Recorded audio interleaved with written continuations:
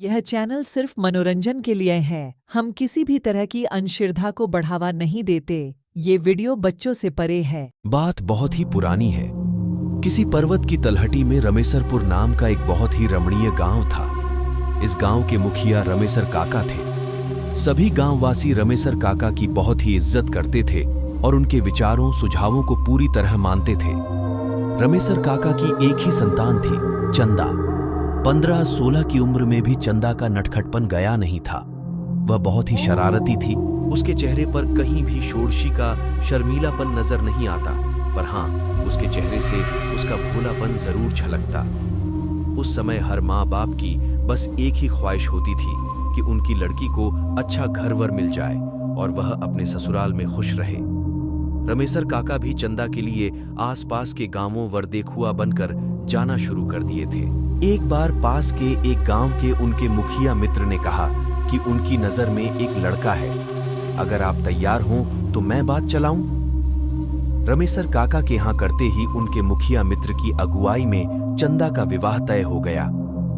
चंदा का पति नदेसर उस समय कोलकाता में कुछ काम करता था। नदेसर देखने में बहुत ही सीधा साधा और सुंदर युवक था। वह रमेसर काका को पूरी तरह से भा गया था। खैर, शादी हुई और रमेसर काका ने नम आंखों से चंदा को विदा किया। कुछ ही दिनों में चंदा अपने ससुराल में भी सबकी प्रिय हो चुकी थी। 1-2 महीना चंदा के साथ बिताने के बाद नदेसर भारी मन से कोलकाता की राह पर निकल पड़ा। चंदा ने नदेसर को समझाया कि कमाना भी जरूरी है और 5-6 महीने की ही तो बात है।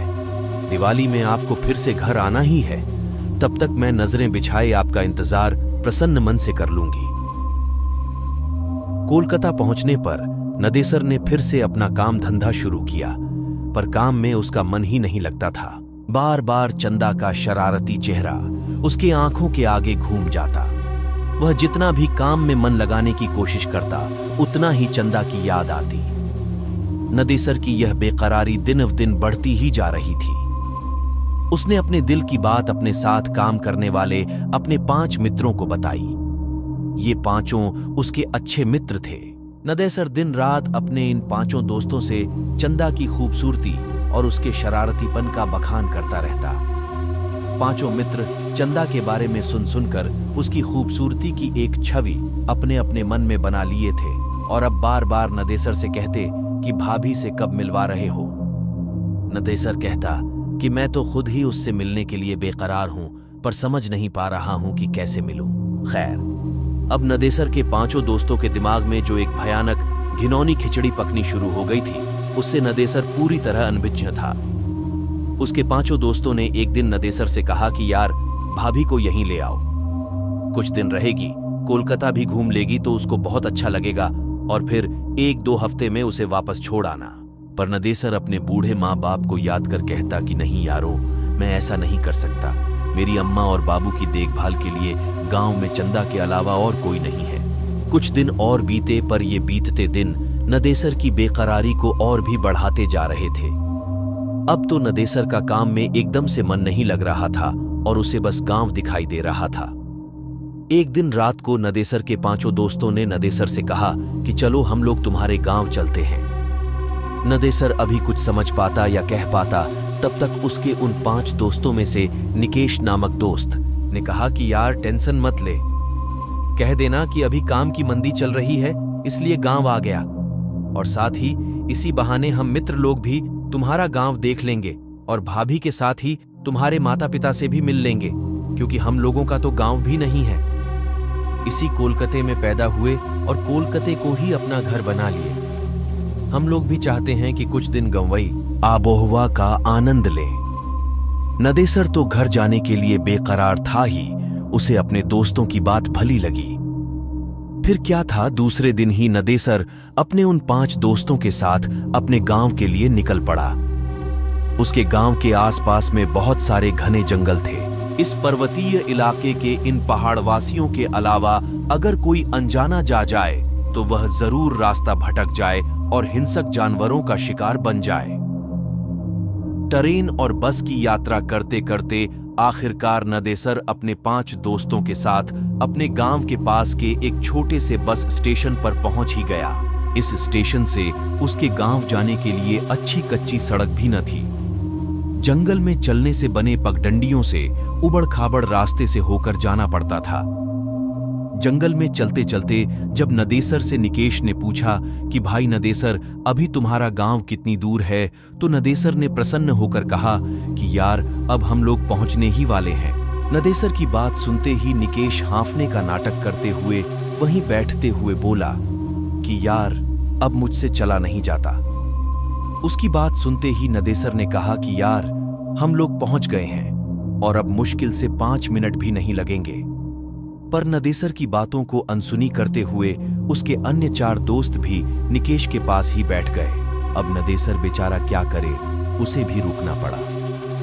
नदेसर के रुकते ही निकेश ने अपने हाथ में लिए झोले में से एक अच्छी नई साड़ी और साथ ही चूड़ी आदि निकालते हुए कहा कि यार नदेसर, हम लोग भाभी से पहली बार मिलने वाले हैं, इसलिए उसके लिए कुछ उपहार लाए हैं। उसकी बात सुनते ही नदेसर ने कहा कि यारों इसकी क्या जरूरत थी भाई, हमारी भी तो भाभी है, हम पहली बार उससे मिल रहे हैं तो बिना कुछ दिए कैसे रह सकते हैं। इसके बाद निकेश ने कुटिल मुस्कान चेहरे पर लाते हुए नदेसर से कहा कि यार नदेसर, क्यों न भाभी को सरप्राइज दिया जाए।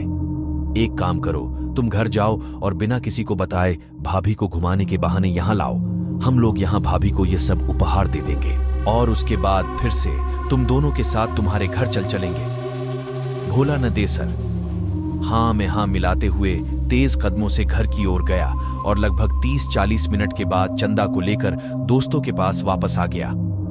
फिर क्या था, चंदा से वे 5 दोस्त एकदम से अपनी भाभी की तरह मिले। चंदा को भी बहुत अच्छा लगा। इसके बाद जब चंदा ने उन्हें घर चलने के लिए कहा तो अचानक उनके तेवर थोड़े से बदले नजर आए। निकेश और नदेसर के अन्य 4 दोस्त चंदा और नदेसर के पास पूरी सख्ती से खड़े हो गए थे।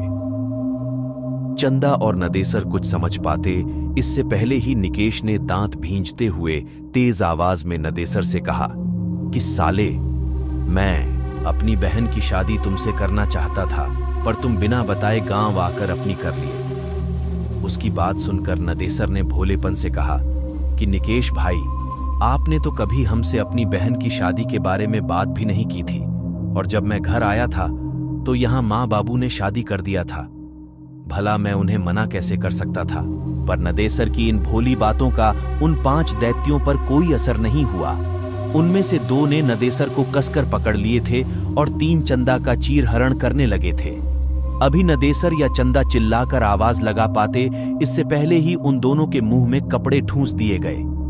फिर निवस्त्र चंदा और घनेसर को उठाकर वे लोग कुछ और घने जंगल में ले गए। घने जंगल में ले जाकर उन लोगों ने नदेसर की हत्या कर दी और चंदा की इज्जत से खेल बैठे। लगभग वे 5 नर पिशाच घंटों तक चंदा को दागदार करते रहे। वह चिल्लाती रही, भीख मांगती रही, पर उन भेड़ियों पर कोई असर नहीं हुआ। अंततः अपनी वाली करने के बाद उन 5 ने चंदा को भी मौत के घाट उतारकर वहीं जंगल में सूखी पत्तियों में उन्हें ढक कर आग लगा दी। आग लगाने के बाद ये 5 दोस्त जिधर से आए थे उधर को भाग निकले। जंगल जलने लगा और जलने लगे चंदा और नदेसर के जिस्म। सब कुछ स्वाहा हो गया था। इस आग से आसपास के गांव वालों को कुछ भी लेना देना नहीं था, क्योंकि जंगल में आग लगना कोई बहुत बड़ी बात नहीं थी। कभी भी कोई भी अपनी लंठई में जंगल में आग लगा दिया करता था। धीरे धीरे समय बीतने लगा। रात तक जब चंदा और नदेसर घर नहीं आए तो नदेसर के पिताजी ने नदेसर के आने और चंदा को लेकर जाने की बात अपने पड़ोसियों को बताई।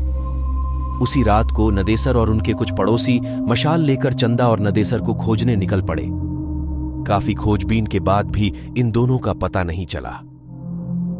दूसरे दिन सुबह पुलिस में खबर दी गई, पर पुलिस भी क्या करती। थोड़ा बहुत छानबीन की, पर उन दोनों का कोई पता नहीं। अब नदेसर के माँ बाप और गांव वालों को लगने लगा था कि नदेसर अपनी बहुरिया को लेकर बिना बताए कोलकाता चला गया। शायद उसे डर था कि अगर बाबू को बताकर ले जाएंगे तो वे ले जाने नहीं देंगे। आखिर कोलकाता में नदेसर कहाँ रहता है, क्या करता है, इन सब बातों के बारे में भी नदेसर के माता पिता और गांव वालों को बहुत कम ही पता था। धीरे धीरे करके 8-9 महीने बीत गए। अब नदेसर के माता पिता बिना नदेसर और चंदा के जीना सीख गए थे। इधर कोलकाता में एक दिन अचानक निकेश के घर पर कोहराम मच गया। हुआ यह था कि किसी ने बहुत ही बेरहमी से उसके गुप्तांग को दांतों से काट खाया था। उसके शरीर पर जगह जगह भयानक दांतों के निशान भी पड़े थे और वह इस दुनिया को विदा कर गया था। पुलिस के पूछताछ में उसके घर वालों ने बताया कि पिछले 1 महीने से निकेश का किसी लड़की के साथ चक्कर था। वे दोनों बराबर एक दूसरे से मिलते थे, पर लड़की कौन थी, कैसी थी, किसी ने देखा नहीं था। पर इसी दौरान पुलिस को निकेश की बहन से एक अजीब व डरावनी बात पता चली। निकेश की बहन ने बताया कि एक दिन जब निकेश घर से निकला तो वह भी पीछे पीछे होली थी। निकेश बस्ती से निकलकर एक सुनसान रास्ते में बनी एक पुलिया पर बैठ गया था। वहां से मैं लगभग 20 मीटर की दूरी पर एक बिजली के खंभे की आड़ में खड़ा होकर उस पर नजर रख रही थी। मुझे बहुत ही अजीब लगा, क्योंकि ऐसा लग रहा था कि निकेश किसी से बात कर रहा है, किसी को पुचकार रहा है, पर वहां तो निकेश के अलावा कोई था ही नहीं। फिर मुझे लगा कि कहीं निकेश भैया पागल तो नहीं हो गए हैं ना। अभी मैं यही सब सोच रही थी, तभी एक भयानक काली छाया मेरे पास आकर खड़ी हो गई। वह छाया बहुत ही भयानक थी, पर छाया तो थी, पर छाया किसकी है यह समझ में नहीं आ रहा था। मैं पूरी तरह से डर गई थी। फिर अचानक वह छाया अट्टहास करने लगी और चिल्लाई, अब तेरा भाई नहीं बचेगा। नोचा था ना मुझे, मैं भी उसे नोच नोच कर खा जाऊंगी। और हाँ, एक बात तू याद रख, अगर यह बात किसी को भी बताई तो मैं तेरे पूरे घर को बर्बाद कर दूंगी। इतना कहते ही निकेश की बहन सुबक सुबक कर रोने लगी। इतना सुनते ही पुलिस और आसपास जुटे लोग सकते में आ गए और पूरी तरह से डर भी गए, क्योंकि निकेश का जो हाल हुआ था वह यह बयां कर रहा था कि इसके साथ जो हुआ है वह किसी इंसान ने नहीं अपितु भूत प्रेत ने ही किया होगा। यह कहानी यहीं समाप्त होती है, पर इसके अगले भाग के रूप में एक कहानी और आ सकती है कि क्या निकेश का यह हाल किसी भूत भूतनी ने ही ऐसा किया था या किसी और ने। कहीं चंदा तो नहीं या नदेसर। निकेश के अन्य 4 दोस्तों के साथ भी कुछ हुआ क्या?